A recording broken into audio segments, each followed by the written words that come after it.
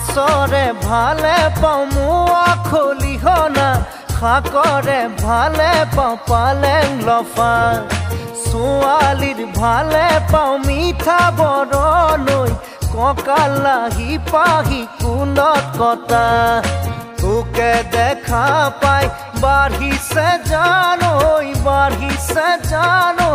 মনৰে ভিতৰৰ নৈ নিজৰা মাছৰে ভালে পাওঁ মোৱা খলিহনা শাকৰে ভালে পাওঁ পালেং লফা